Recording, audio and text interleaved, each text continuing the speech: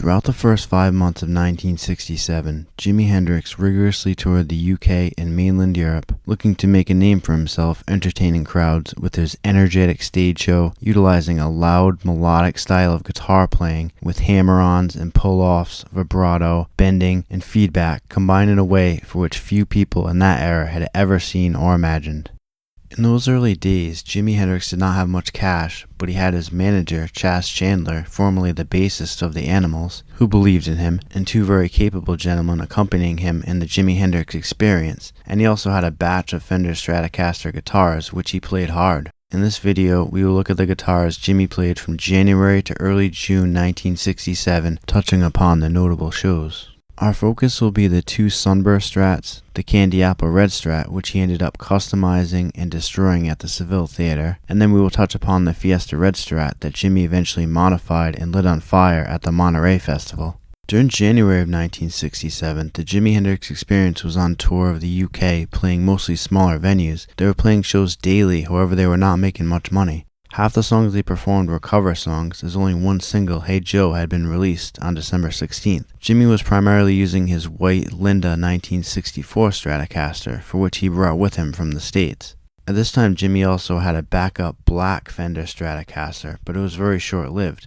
A January 29th show at the Saville Theatre pics show the white Linda Strat and the black Strat were used. Portions of that performance were included in the music video for the song Hey Joe. On February 2nd, 1967, they played at the Blue Pad Club inside the Imperial Hotel in Darlington, and Jimi's black Stratocaster was stolen from the side of the stage. Some say that somebody grabbed it and then handed it to somebody else outside a fire escape. It is said that once Jimi found out that his black Strat had been stolen, he had a laid-back reaction saying, "Well, I hope the dude can play." While others recount him being very angry not just about the guitar but also having to push the tour van in the snow that night. On February 22nd, 1967, playing at the Roundhouse in London, we can see Jimi playing a new Sunburst Fender 63 or 64 Strat with the original Spaghetti Fender logo, sporting a rosewood fingerboard and a white pickguard. Unfortunately, at this show, his prized white Fender Linda Strat was stolen, becoming the second guitar which disappeared within a month. Check out my previous video for more information on the Linda Stratocaster. Video footage exists of this Sunburst Strat for the February 25th show at the Corn Exchange in Chelmsford of the band covering Bob Dylan's Like a Rolling Stone, and Jimi's own song Stone Free, which was the B-side to Hey Joe. Chelmsford, a city about 50 miles northeast of London, came out in force to pack the house despite only being advertised 2 days prior. Pete Townsend and John Entwistle of The Who were in attendance for this one. This is said to be the earliest known video footage with audio of the band. The footage was captured for Telixer, A Thing of Beat is a Joy Forever, a documentary on the British music scene for KRO the Netherlands. In the background of this show, we can see another Sunburst Strat besides his amplifier, and this one came to be shown as having considerably more wear on the body. Both of these Sunburst guitars appear to be early 60s and contain the classic Fender Spaghetti logo. There's a black and white picture of Jimi playing what looks to be the nicer one next to a blonde guitar case. And if that was the guitar's original case, then the Strat was probably sold in 1963, as by 1964, the Fender cases came in black Tolex.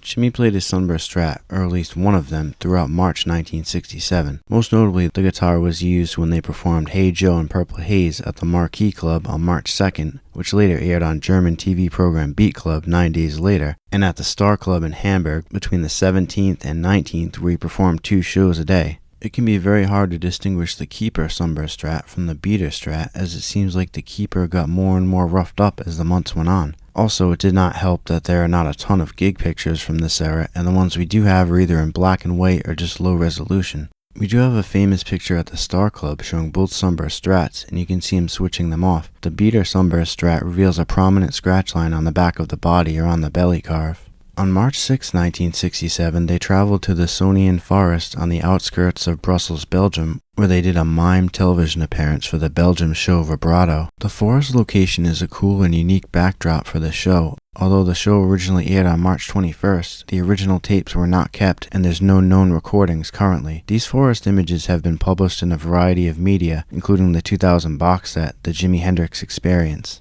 Throughout the rest of March, Jimi and company traveled to Europe, playing a steady stream of gigs throughout France, Holland, Luxembourg, and Germany. The band was performing many shows in small clubs, and Jimi and the band started to quickly rise in popularity. On March 30th, they appeared on the show Top of the Pops in London, and we see a new Fiesta Red Strat with a rosewood fingerboard, and I believe this is in fact the guitar that was eventually custom painted and burned at the end of the Monterrey show.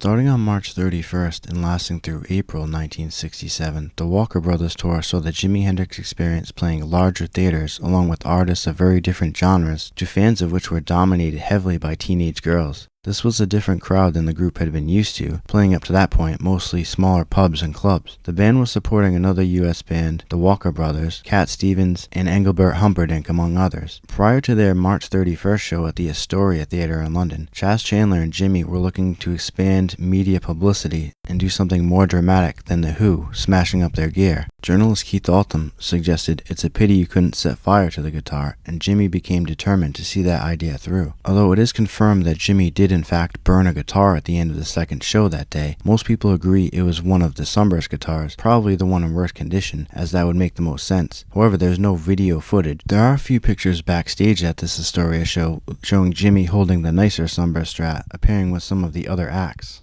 But where's the burned Astoria Strat today? Well, according to the Associated Press, the charred Astoria Strat was sold at auction in 2008 for $497,557 to a U.S. collector named Daniel Boucher. Tony Garland, a former press agent of Jimi, claimed he had been holding on to it all of these years and that his nephew found it in the garage. But this guitar has come under a lot of scrutiny, mainly because this Strat has a transition logo, which started to be put on Strats in mid-1964, as opposed to the classic Fender Spaghetti original logo, which seems to be present on both of Jimi's Sunburst Strats that he was using around March 31st Astoria gig. And perhaps it was one of Jimi's guitars, just maybe not the one that was burned at the Astoria. Another possibility is that maybe it received a replacement neck, but looking at the black all on the body, all I can say is that whatever caused the burning, it burned very evenly. Another reason why many people think that this was not the guitar burned at the Astoria Theatre is due to the existence of a well-documented guitar in which rocker Frank Zappa owned and eventually passed down to his son Dweezil Zappa.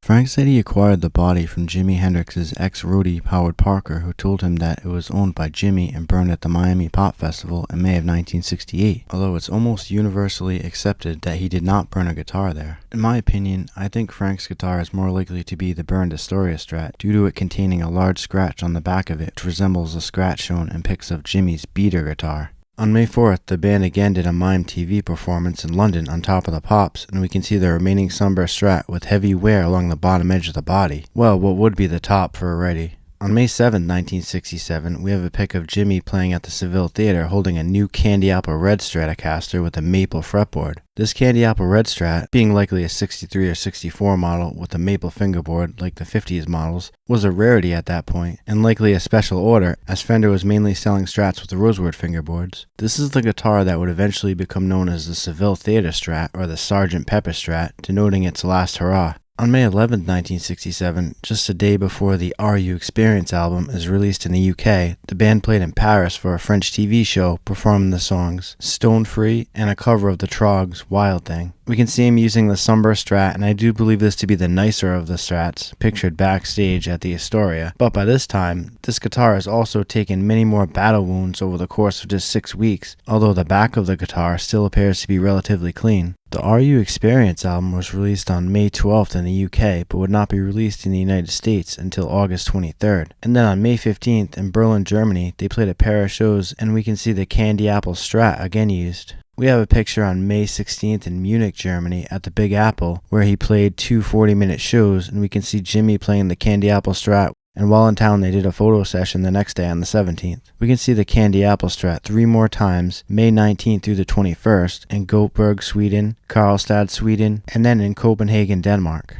On May 22, 1967, at a Helsinki, Finland performance, we can see the 2 red Strats pictured together on stage. One is the Fiesta Red finish with the rosewood fingerboard, which debuted at the March 30th Top of the Pops TV show, along with the Candy Apple Red Stratocaster with the maple fretboard he's been using throughout May. On May 24th, they did a Mime TV appearance in Stockholm, Sweden, and the Candy Apple Red Strat was used for this one also. They did the Wind Cries Mary and Purple Haze on the show. Also on May 24th, we have pics of him playing 2 venues that day in Stockholm, one at the Green Grove Amusement Park. Here he was pictured with the Fiesta Red Strat, and then pictured again later on with the Candy Apple Maple Strat. In a great color picture from May 27th, we can see Jimi with the Candy Apple Maple Strat now revealing a crack across the body, reportedly from Hendrix smashing it at a gig in Copenhagen on May 21st. So with this damage, it made it a great candidate to be sacrificed in the near future.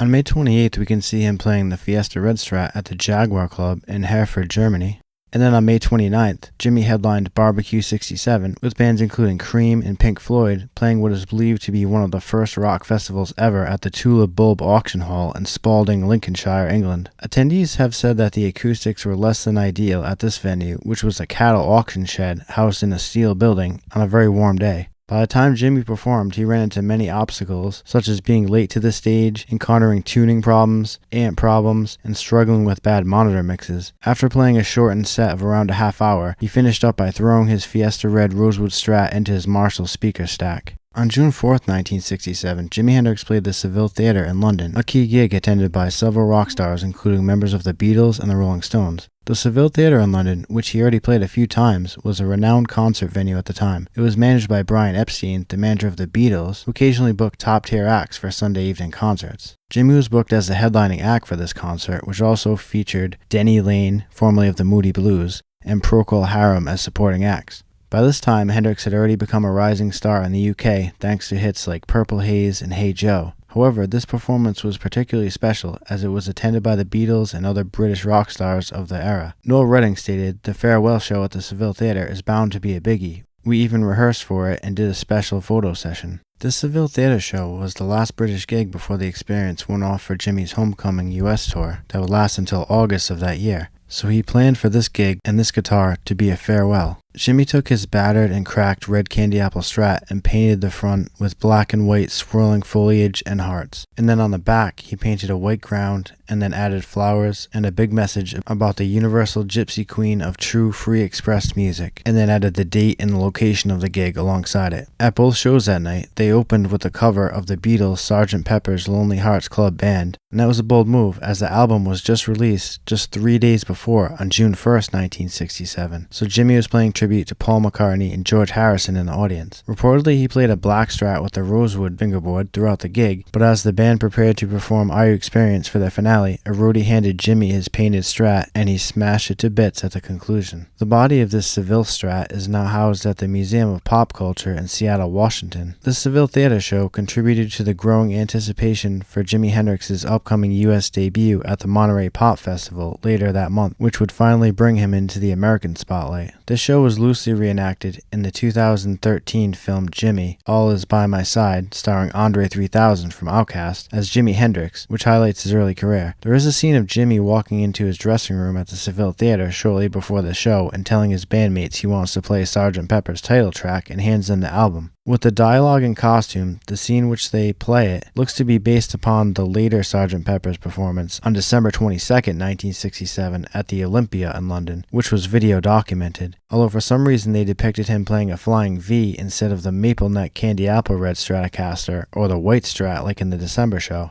Alright folks, that's going to do it for this one. Don't forget to smash that like button and subscribe, and I'll see you in the next one.